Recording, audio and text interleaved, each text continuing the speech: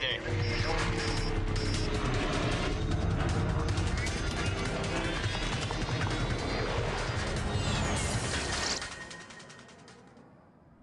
Cette histoire est fondée sur les enregistrements du contrôle aérien, les rapports officiels et divers témoignages.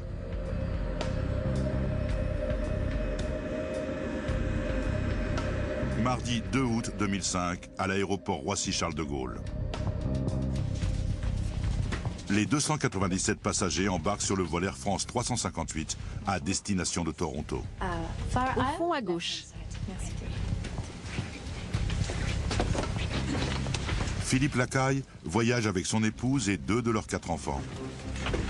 Émilie, tu veux le côté hublot? Ils sont à l'arrière de l'avion et ne sont pas tous ensemble.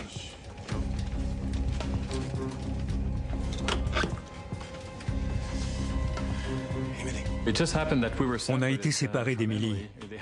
On avait 3 sièges côte à côte dans la travée centrale, mais elle était assise quelques rangées devant nous, sur notre droite, près de l'aile de l'avion.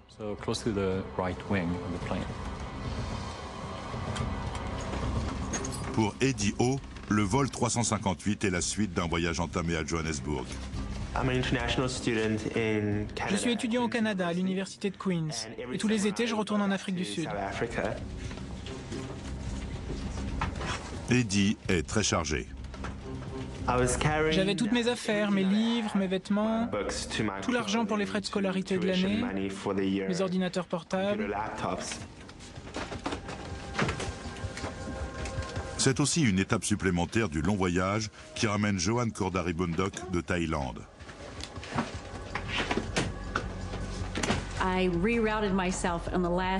J'ai changé de vol 2 jours avant de partir pour faire Bangkok, Paris, Toronto.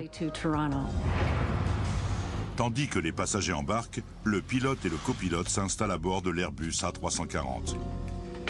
Le commandant, Alain Roset, a 57 ans et il travaille pour Air France depuis plus de 20 ans. Son officier pilote de ligne, l'OPL Frédéric No, a 43 ans. Tu démarres ou je le fais? Fais la première partie du vol et je m'occuperai de l'atterrissage à Toronto. Je vérifie la météo. Les 2 hommes ont décidé que le commandant assurerait le décollage au départ de Paris et que l'OPL se chargerait de l'atterrissage au Canada. Destination Toronto Pearson. Check.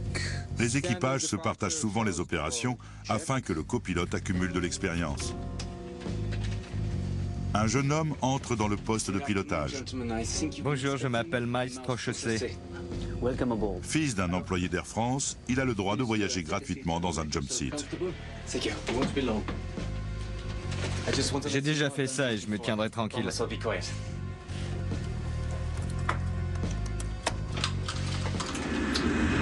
Cet avion est un des plus sûrs au monde.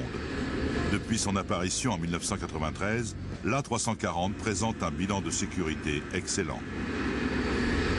AF 358.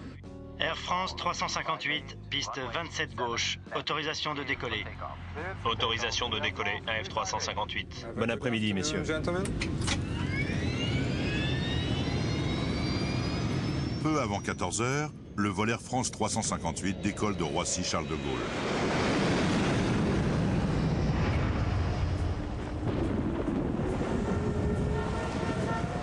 Toronto a beau être à plusieurs milliers de kilomètres, les gens qui attendent des passagers en provenance de Paris se préparent déjà à aller les chercher. Allô? Audrey, j'oublierai pas. Je passerai prendre papa et maman. Non, j'oublierai pas les frangins. Généralement, on organise tout avant notre départ pour que quelqu'un vienne nous chercher. Car on a beaucoup de bagages, on ramène plein de choses de France.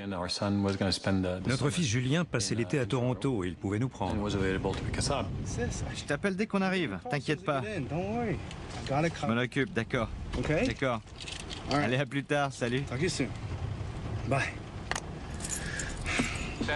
Il y a un avis de mauvais temps et une alerte à la chaleur au-dessus de Toronto. Il y a également un bulletin d'alerte orage.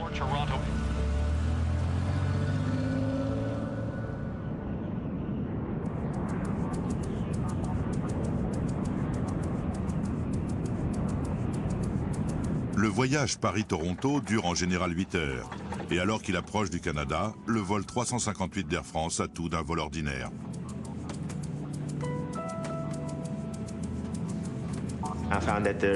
Le service était impeccable, la nourriture excellente, le personnel en cabine très efficace. Il y avait beaucoup d'étudiants français qui faisaient des échanges, des ados qui allaient au Canada pour la première fois. Certains prenaient l'avion pour la première fois, mais ils étaient turbulents. Le temps était superbe. Le soleil brillait, le ciel était bleu, les nuages très blancs. C'était une belle journée. Le pilote automatique fait l'essentiel du travail, mais comme prévu, Frédéric Nault a pris le contrôle de l'avion.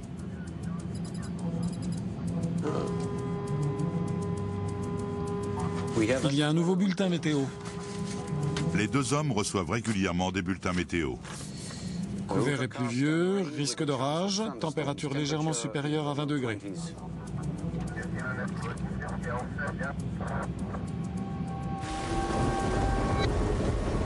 Effectivement, des orages grondent au-dessus de l'aéroport international de Toronto. La pluie, le vent et les éclairs se déchaînent sur les pistes. La foudre a contraint les autorités aéroportuaires à déclencher une alerte rouge. Cela signifie que les risques d'être touchés par la foudre sont si élevés que les équipes au sol n'ont pas le droit de travailler sur les avions.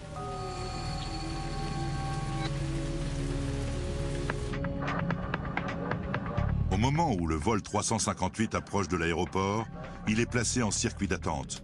Et la météo ne s'améliore pas. Il va y avoir un peu de retard. Air France 358, bien compris.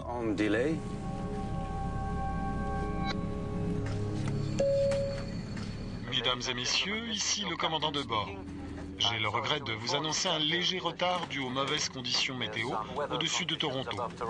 Nous allons devoir patienter le temps que ça s'éclaircisse. J'ai été très surprise d'entendre le commandant nous annoncer un retard à l'atterrissage de 25 à 30 minutes à cause des orages à Toronto. Avant d'entrer dans la zone orageuse, l'avion est dévié de son cap vers un circuit d'attente au nord-est de Toronto. Son aéroport de dégagement Ottawa se trouve à près de 300 km. À ce moment-là, l'A340 dispose d'un peu plus de 7500 kg de carburant, largement assez pour rallier Ottawa. Généralement, un pilote pense à l'impact économique d'un atterrissage sur un aéroport de dégagement. Ce n'est pas un élément principal dans la prise de décision, mais ça compte. Parce qu'il faut envisager comment les passagers seront transportés de l'aéroport de dégagement vers celui où l'atterrissage était initialement prévu. Faire atterrir l'avion et ses 297 passagers à Ottawa s'annonce comme un cauchemar logistique. Mais l'équipage ne peut pas patienter indéfiniment. Si l'attente se prolonge, ils devront s'y résoudre.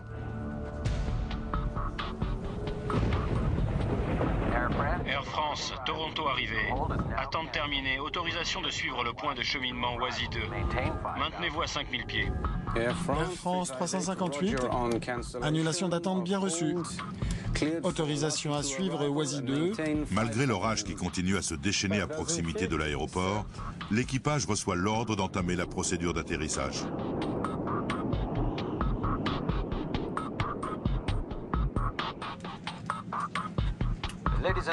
Mesdames et messieurs, ici le commandant de bord.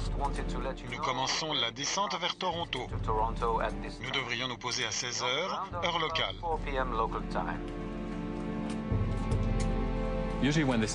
Habituellement, quand on annonce 45 minutes, c'est bien. Souvent, c'est 1 heure, 1 heure et demie. Mais là, 20 minutes après, il nous a dit qu'il fallait qu'on se prépare à atterrir. Le copilote Frédéric Nault fait descendre l'A340 dans la tempête. AF 358, réduction de la vitesse à 190. Mais Frédéric Nault n'est pas préparé à ce qu'il attend. L'orage réserve une mauvaise surprise à tous les gens à bord du vol 358.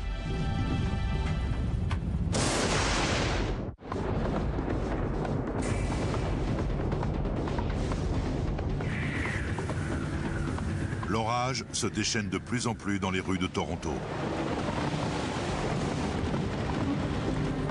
Les conditions météo au-dessus de l'aéroport se dégradent, ce qui complique l'approche des appareils. C'est ce que vont bientôt découvrir à leurs dépens les 297 passagers du vol Air France 358.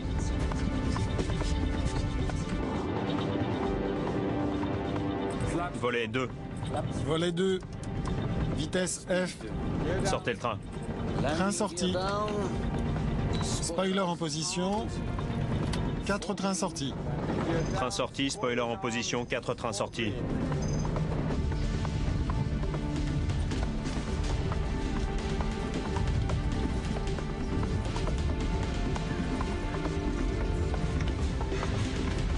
Ça ira, ne vous inquiétez pas.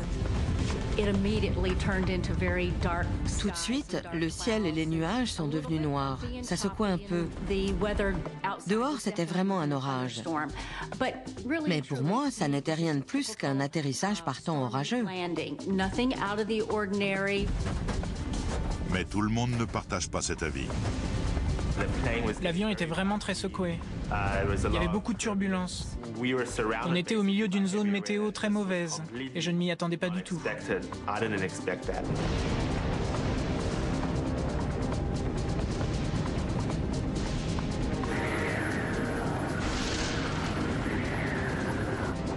AF 358, réduisez votre vitesse en approche finale.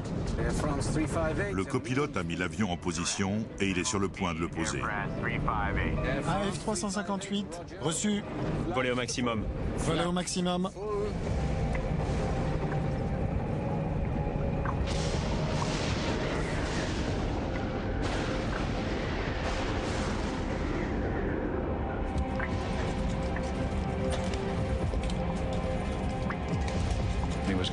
Il faisait de plus en plus sombre. Il y avait des centaines d'éclairs. À chaque seconde, il y en avait autour de nous. Certains ont commencé à vraiment s'inquiéter, et j'en faisais partie. Devant l'Airbus d'Air France, 2 autres avions viennent de se poser sur la piste vers laquelle ils se dirigent. AF 358, tour de Toronto. Tour de Toronto, AF 358, à vous. Autorisé à atterrir piste 24 gauche. L'avion précédent a signalé que le freinage était difficile et a estimé que le vent en surface près de la piste est du 290, entre 15 et 20 nœuds. Freinage difficile, 15 nœuds, rafale à 20. Air France 358, merci. L'avion est dirigé vers la piste 24 gauche qui lui permettra de se poser dos au vent. Cette piste borde la plus grande autoroute de Toronto qui va bientôt être engorgée par les bouchons de fin d'après-midi.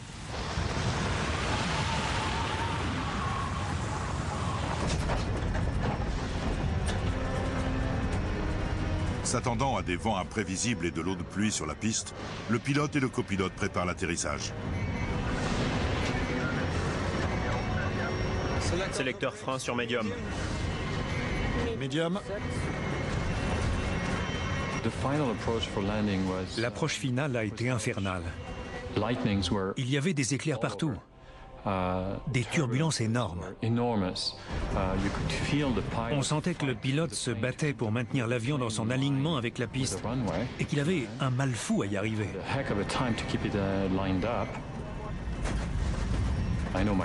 Mon fils était très inquiet et moi je l'étais de savoir ma fille loin de nous.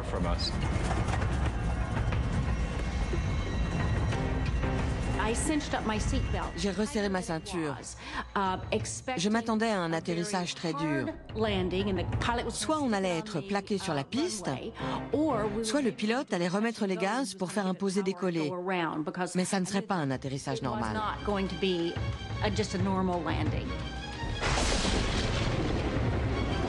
Atterrissage, pilote automatique et automanette coupée.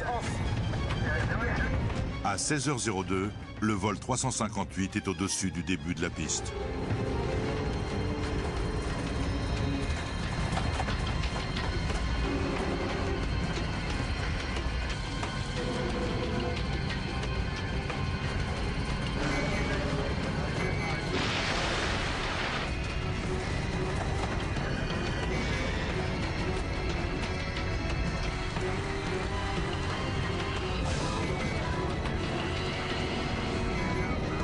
Pose-le.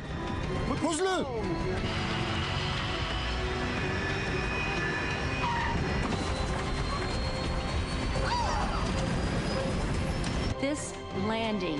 Cet atterrissage a été le plus intense et le plus dur de tous ceux que j'ai connus.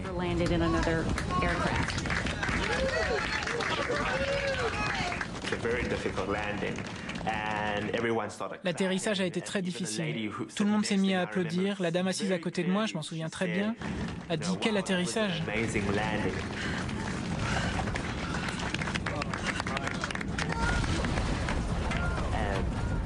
Mais dès qu'elle a eu terminé sa phrase, ça a été l'enfer.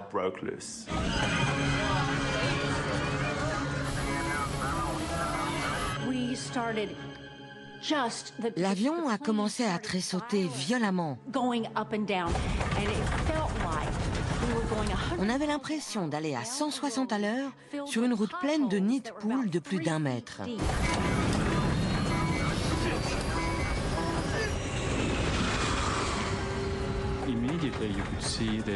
Immédiatement, on a vu un rougeoiement orangé. Je ne l'oublierai jamais. Ma fille était assise plus à l'avant, sur notre droite. Et à ce moment-là, elle a tourné la tête dans notre direction, les yeux exorbités, et son visage se découpait sur un fond complètement orange. Quelques instants après l'atterrissage, l'avion qui roule à plus de 140 km/h arrive en bout de piste.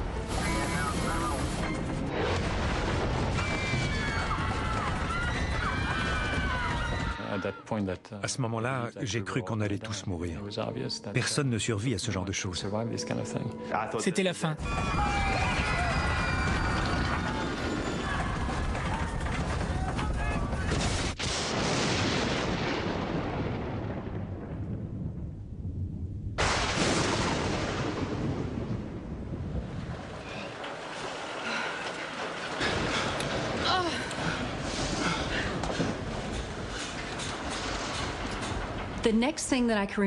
Ensuite, je me souviens, il y a eu l'annonce. Mesdames et messieurs, tout va bien, nous nous sommes arrêtés.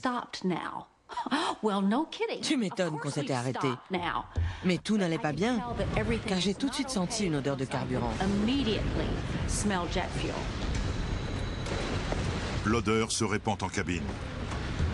Au feu! Évacuez immédiatement! C'est la panique. Sortez immédiatement! Dégagez le passage!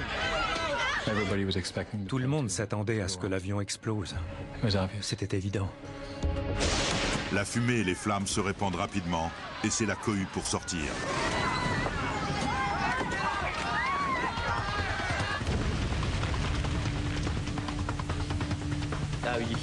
On a entendu quelqu'un à l'arrière crier « Au feu !» Et là, ça a vraiment été la panique. S'ils ne sortent pas, ils n'ont plus que quelques secondes à vivre.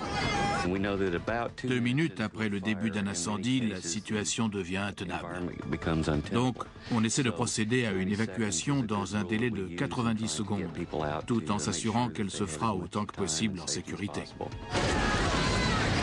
Les 297 passagers s'efforcent de sortir de l'avion. Émilie! Émilie! Émilie!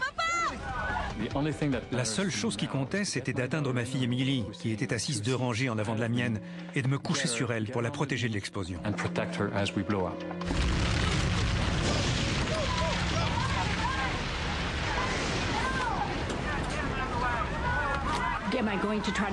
J'ai essayé de prendre mes bagages et mon portable, puis j'ai pensé, je risque de mourir pour avoir voulu prendre mon ordinateur. Et là, je me suis dit qu'il fallait que je sorte. Sur cet avion, il y a 8 issues de secours. Mais quelques secondes après l'accident, la plupart sont encore fermées. Les gens enjambaient les sièges, ils se poussaient. C'était vraiment chacun pour soi. Gardez votre calme. S'il vous plaît, gardez votre calme. Ça va aller.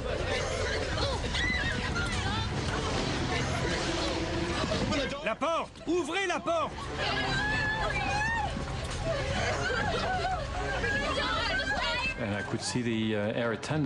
J'ai vu une hôtesse qui hésitait à ouvrir la porte, car l'incendie faisait rage juste de l'autre côté.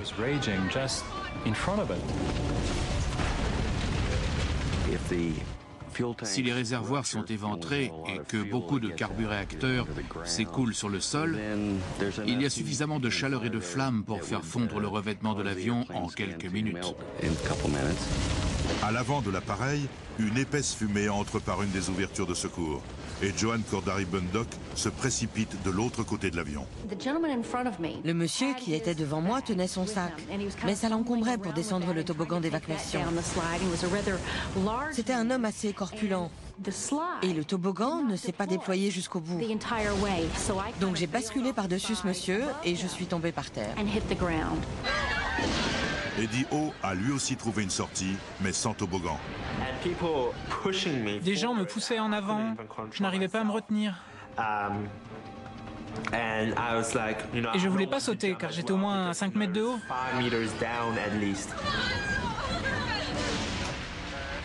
Il va bien? Je sais pas. Est-ce qu'il va bien? Ça va. Dans le poste de pilotage, Alain Roset a été blessé quand son siège a été arraché du plancher par la violence de l'impact.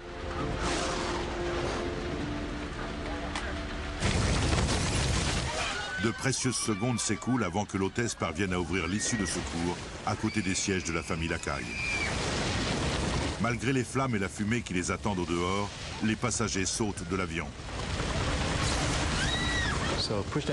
J'ai poussé les enfants, ma femme est descendue, et moi aussi. Et on a couru aussi vite qu'on pouvait à travers des bouts de métal tordus, des buissons épineux, à travers ce qui restait du sol que l'avion avait dévasté.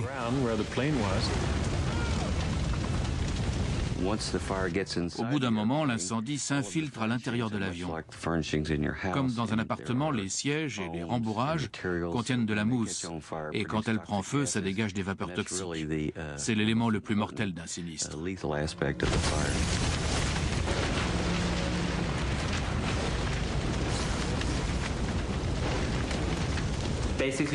J'avais plus le choix, il fallait se jeter. J'ai dit une prière rapide, j'ai fermé les yeux et j'ai sauté.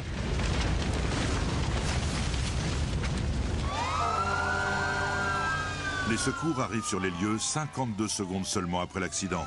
Mais compte tenu du risque d'explosion, ils ne peuvent s'approcher trop près. On avait beaucoup de mal à distinguer quoi que ce soit à cause de la pluie. Il y avait aussi beaucoup de fumée autour de l'avion à cause de l'incendie.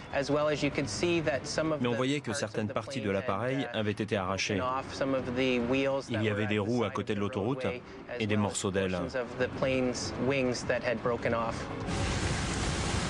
Philippe Lacaille et sa famille escaladent le remblai que l'avion vient de percuter. À ce moment-là, l'avion a explosé.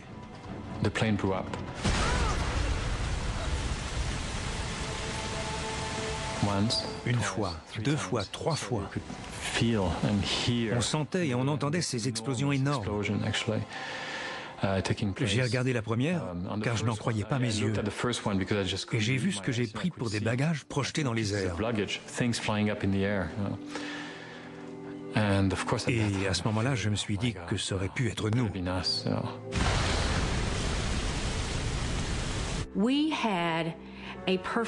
On voyait parfaitement l'avion. Il y avait une fumée noire qui sortait du flanc de l'appareil et des flammes jaunes, oranges et rouges. On était sauvés, mais on savait que beaucoup de passagers n'étaient pas sortis.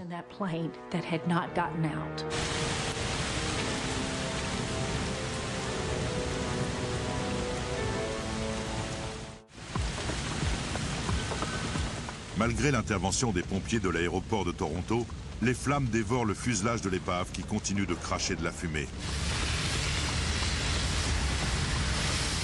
Hébétés et choqués, les passagers qui ont pu sortir s'éloignent comme ils peuvent de l'appareil.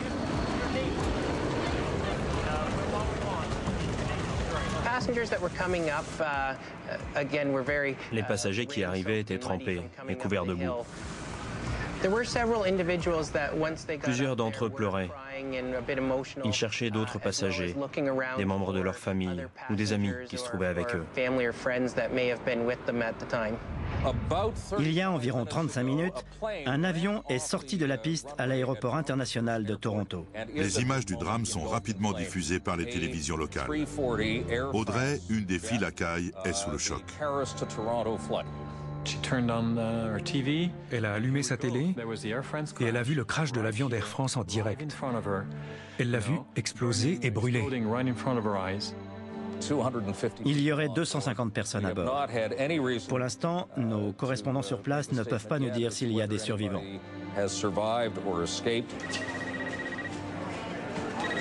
Julien, le fils des Lacaille, attend sa famille à l'aéroport. Il ignore encore tout ce qui vient d'arriver. Quoi? Comment ça, où je suis? À l'aéroport, j'attends. Quoi? Julien ne savait rien alors qu'il était sur place. Audrey lui a dit « Tu risques d'attendre longtemps, car leur avion vient de s'écraser. » Une des voies de circulation les plus utilisées d'Amérique du Nord borde l'aéroport. Et en ce début d'heure de pointe, elle est bondée. Les automobilistes ralentissent, hypnotisés par le spectacle de l'avion en flammes.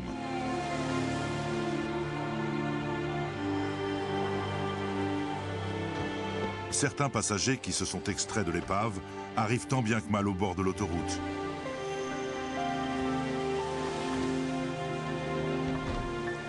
Des automobilistes s'arrêtent pour les emmener à l'aéroport.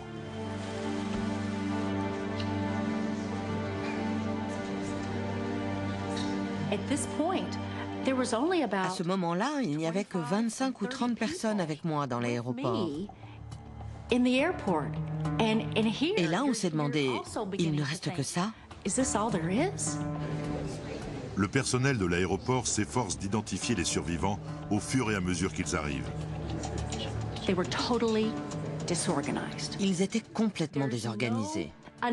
Il n'y a pas eu d'annonce, rien. Aucune organisation. On s'est retrouvés, tous les passagers en colère, dans une petite salle archi-comble à attendre qu'on s'occupe de nous. Certains ont même dit, la première catastrophe, ça a été l'accident de l'avion. Et la deuxième, ça a été la façon dont la situation a été gérée.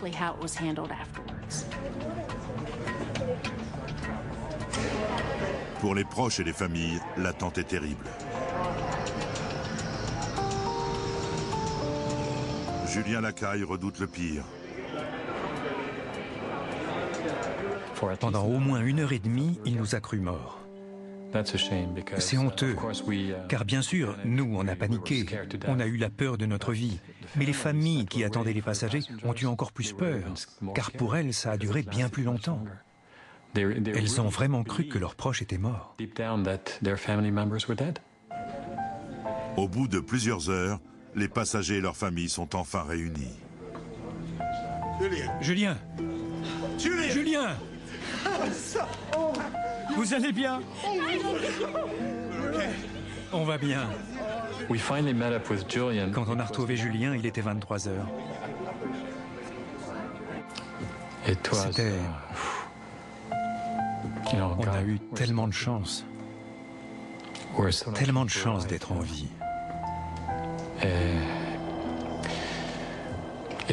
C'est difficile à expliquer. C'est comme si on vous donnait une deuxième chance. C'était mon fils. Je ne lui avais peut-être pas dit que je l'aimais avant de partir pour la France. Et là, c'était l'occasion de le faire. C'était un moment très beau, très, très profond. Les retrouvailles de ce genre se multiplient. Et au bout de plusieurs heures de vérification, Air France et les autorités aéroportuaires locales annoncent une nouvelle incroyable. Tous les passagers et tous les membres d'équipage du vol AF358 ont réussi à s'extraire de la carcasse de l'avion en flammes.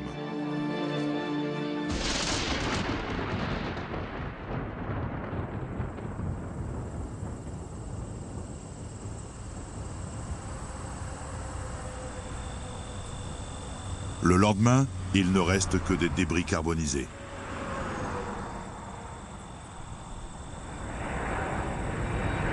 L'Airbus A340 est un avion sophistiqué et très bien conçu, affichant un bilan de sécurité irréprochable. Comment les choses ont-elles pu aussi mal tourner? Le BST, L'homologue canadien du Bureau d'enquête et d'analyse ouvre rapidement une enquête. Atterrissage, pilote automatique et automanette coupée. La pluie et les orages avaient secoué l'avion tout l'après-midi. Mais la météo a-t-elle suffi à provoquer l'accident? Pose-le! Pose-le!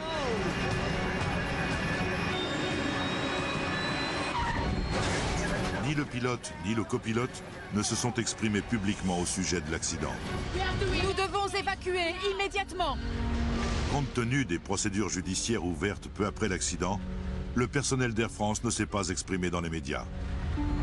Il va bien? Je sais pas. Est-ce qu'il va bien? Je sais pas. Mais un ancien formateur d'Air France, Hervé Labarthe, s'est entretenu avec Alain Roset. Et on a parlé, je sais pas, peut-être une demi-heure. Et il m'a dit, donc ça c'est le fait que je ressors de cette conversation, il m'a dit avoir demandé au contrôle, ou plus exactement, avoir informé le contrôle que là, il était vraiment tout près d'envisager de dégager. Et ce qu'il m'a dit, c'est que le contrôle lui avait dit, lui avait répondu, on va ouvrir le terrain très vite. Il y avait l'ambiance, je pense, les éclairs, les turbulences. Et très très vite, on lit moins bien les instruments. L'avion est plus difficile parce qu'il bouge beaucoup, quoi. Les enquêteurs découvrent que tandis que l'équipage s'efforçait de contrôler l'appareil au sol, les instruments très sensibles utilisés pour mesurer le vent sur la piste avaient été endommagés par la foudre. Sans eux, les pilotes étaient tributaires de leur système embarqué pour connaître les conditions de vent. L'équipement de bord ne donnait que la direction et la vitesse du vent au niveau du nez de l'avion à un instant donné, et rien plus à l'avant. Les pilotes n'avaient donc aucun moyen de savoir ce qui les attendait. Pourtant, 2 avions s'étaient posés sur la même piste quelques minutes seulement avant le vol d'Air France. Et les équipages de ces appareils avaient fait de leur mieux pour informer le contrôle aérien des difficultés liées aux conditions météo. AF 358, Tour de Toronto. Tour de Toronto, AF 358, à vous. Autorisé à atterrir piste 24 gauche. L'avion précédent a signalé que le freinage était difficile et a estimé que le vent en surface près de la piste est du 290, entre 15 et 20 nœuds. Freinage difficile, 15 nœuds. 20 nœuds, 37 km/h, c'est beaucoup, mais bien en deçà de la limite pour pouvoir poser un A340. Lorsque les enquêteurs étudient les images radars de l'aéroport, ils font une découverte. Au moment où le vol AF 358 a atterri, un rideau de pluie a violemment balayé la piste du nord vers le sud, poussé par une rafale soudaine de 33 nœuds, soit plus de 60 km/h. L'équipage d'Air France a donc été confronté à des conditions bien plus mauvaises que celles qu'on leur avait annoncées. Atterrissage, pilote automatique et automanette coupée. 33 nœuds, c'est le vent de travers maximum toléré pour un A340 se posant sur une piste sèche. Donc à 33 nœuds, à 90 degrés, vous commencez à dépasser les limites de l'avion. En étudiant l'aéroport, les enquêteurs trouvent une autre pièce du puzzle. Des problèmes de maintenance et les orages ont obligé les contrôleurs aériens à utiliser la piste 24 gauche, mais c'est la plus courte de l'aéroport. Elle mesure près de 650 mètres de moins que certaines autres. Le vol AF 358 doit donc se poser sur la piste la plus courte, aveuglé par la pluie et poussé par des vents inattendus. Depuis 4 heures en vol, ils savaient qu'il y avait des orages terribles, alerte rouge, etc. C'est ce qui, pour moi, pose le plus de problèmes parce que... Est-ce qu'ils étaient fatigués? Est-ce qu'il y avait un peu de laisser aller de la routine? Mais en tout cas, c'est clair qu'ils n'ont pas mesuré le danger. Il est évident que les pilotes n'ont pas perçu comme menaçantes les informations provenant de ces sources différentes. Par conséquent, ils ont tenté d'atterrir. Malgré des conditions mauvaises et une piste plus courte, l'avion disposait de 3000 mètres pour se poser, ce qui aurait dû suffire. Pour découvrir pourquoi les choses ont mal tourné, les enquêteurs remontent dans le temps. En 1999, un accident étonnamment similaire a eu lieu à Little Rock, aux États-Unis. Je ne vois rien. On a dévié. Je ne vois vraiment rien. On a dévié. Confronté à une météo imprévisible, l'équipage d'un appareil d'American Airlines s'était posé, mais avait fini par sortir de la piste. 11 personnes avaient trouvé la mort. Greg Feist avait alors participé à l'enquête. Tout de suite, j'ai eu une impression de déjà-vu. Les premiers éléments concernant l'accident de l'avion d'Air France m'ont beaucoup rappelé celui d'American Airlines.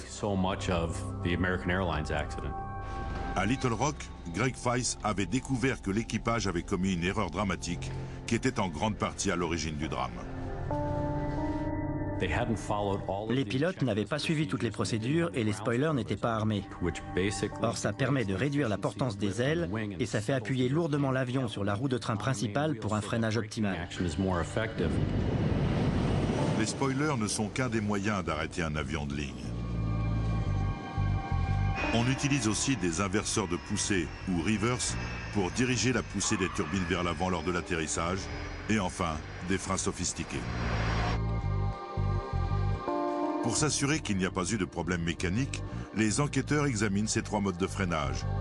Un des freins du vol 358 a été détruit par l'incendie, mais les 7 autres sont passés au banc d'essai. Tous fonctionnent correctement. Volet 2. Volet 2. Vitesse F. Sortez le train. Les enquêteurs constatent également que, contrairement à ce qui s'est passé à Little Rock, les spoilers ont été correctement déployés. Train sorti, spoiler en position, 4 trains sortis. On voit sur les moteurs que les inverseurs de poussée sont déployés. Aucun problème mécanique n'est décelé.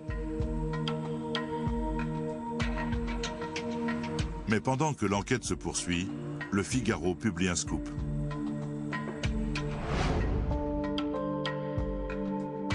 Il semblerait que les inverseurs qui permettent de ralentir l'avion en utilisant les moteurs n'aient été sortis que 12 secondes après que l'avion a touché la piste. À ce propos, le commandant Rosé m'a donc confirmé ce fait. Et son explication était que son pilote était crispé et avait beaucoup de mal à contrôler l'avion en latéral à cause probablement des rafales de vent de travers. Et aussi parce que la piste était très glissante et que donc sa main était crispée sur les manettes des gaz.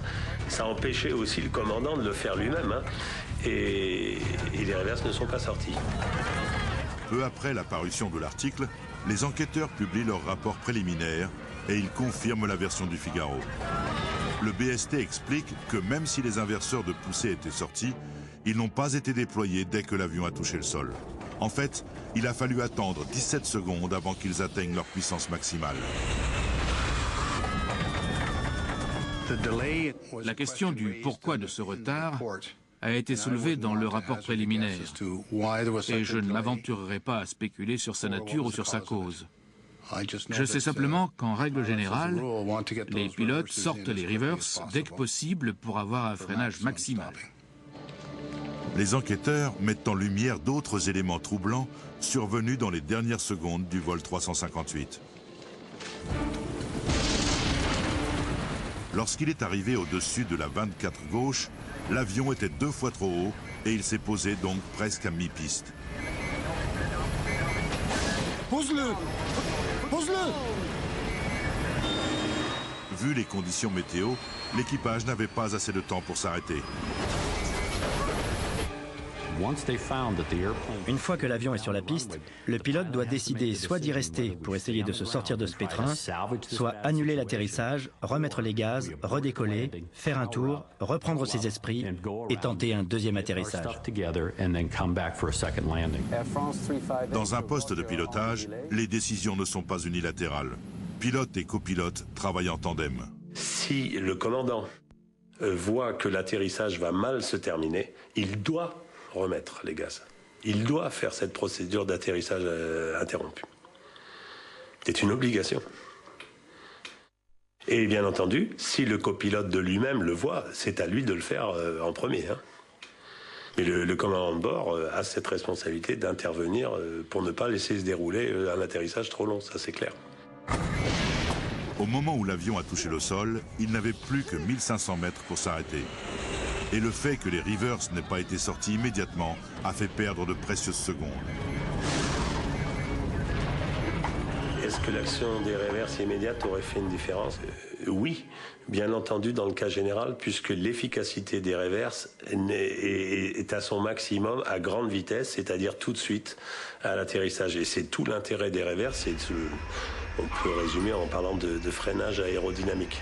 L'autre problème, c'est que l'avion a touché des roues à mi-piste. Et que réverse ou pas, à mi-piste, c'était déjà trop tard, comme l'a souligné le directeur de l'enquête. Cela dit, s'il avait actionné malgré tout les réverses immédiatement, il serait sorti moins et moins vite.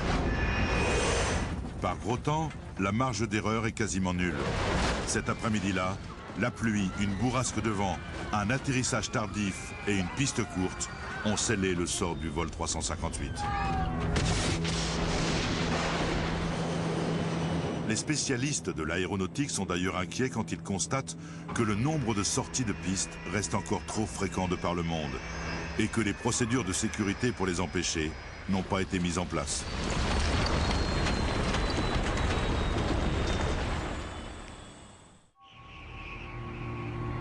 Il ne reste presque plus rien de l'A340 qui s'est écrasé à l'aéroport Pearson de Toronto cet après-midi d'août 2005. Ce fut un incident dramatique, mais chose incroyable, passagers et membres d'équipage ont tous survécu. Cependant, cette année-là, le vol d'Air France n'a pas été le seul à sortir de la piste.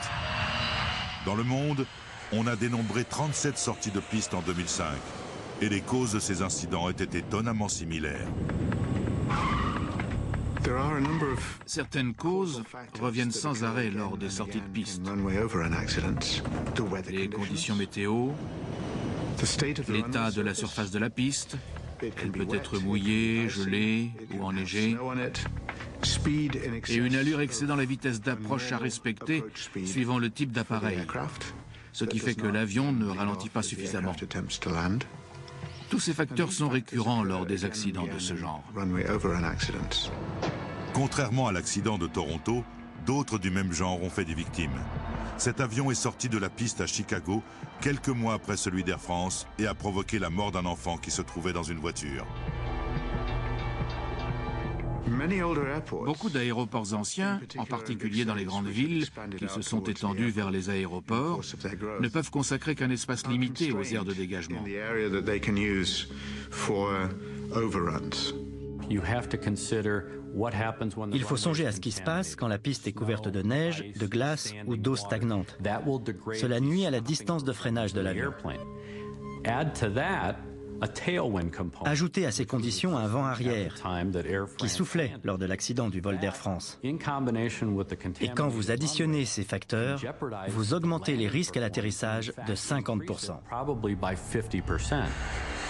L'Organisation de l'aviation civile internationale a recommandé que chaque aéroport dispose d'une zone de sécurité de 300 mètres au bout des pistes accueillant des vols internationaux. Un peu moins contraignante, les normes canadiennes exigent une aire de dégagement de 60 mètres seulement, avec une rallonge de 90 mètres. La piste 24 gauche est dans le bas de cette fourchette. Il y avait déjà eu à Toronto une sortie sur une piste qui se trouvait alors presque dans le même alignement que celle qui existe actuellement. En 1978, un DC-9 d'Air Canada qui n'avait pas pu décoller était tombé dans un grand fossé. L'avion a commencé à freiner, mais on est tombé d'une quinzaine de mètres au bout de la piste. On est passé par-dessus le bord. Il y a eu un grand bruit. Il y avait des gens et des sièges partout. Lors de cet accident, 2 personnes avaient été tuées. Une enquête menée suite au drame avait recommandé de combler le fossé, mais cela n'a jamais été fait. Le fossé est abrupt. Il fait une quinzaine de mètres. Si vous faites tomber une machine aussi complexe qu'un avion de ligne d'une telle hauteur, il se casse. Il existe pourtant une solution pour remédier aux sorties de piste, mais elle n'a été mise en place que dans quelques aéroports internationaux. Il s'agit d'un système d'arrêt d'avion baptisé IMAS.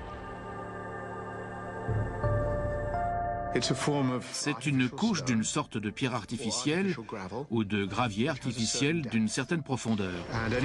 Tous ceux qui ont essayé de faire du vélo sur du gravier ont constaté qu'il s'arrête très vite et qu'il est presque impossible d'en sortir en pédalant. C'est pareil pour les avions.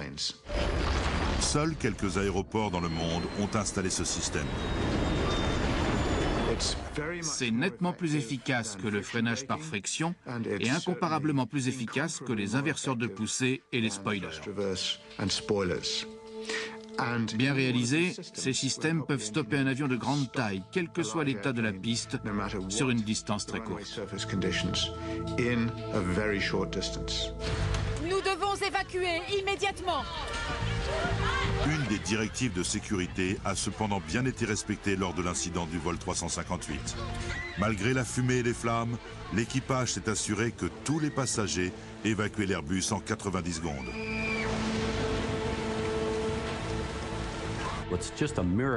C'est un miracle que tous ces gens aient pu sortir de l'avion aussi vite avant qu'il ne brûle. Ce vol Air France est remarquable dans la mesure où tout le monde s'en est sorti indemne. Certains étaient blessés, mais tout le monde a survécu. Il faut le signaler. Et de ce point de vue-là, l'évacuation a été très efficace.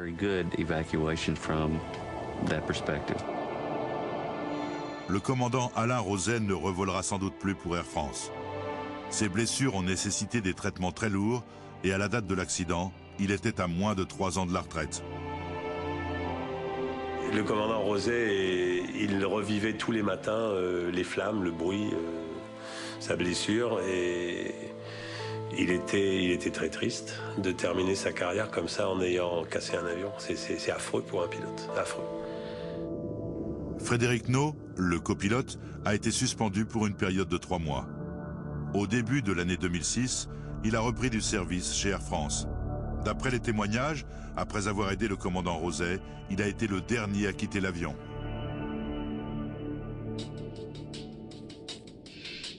Les passagers, eux, font face à l'accident, chacun à leur manière. J'ai fait des cauchemars presque toutes les nuits. Des flashs me revenaient pendant la journée. Je ne dormais plus, je ne mangeais plus. Je me demandais pourquoi j'avais survécu. Ça fait peur d'être dans un tel état. Mais ça m'a appris à être fort.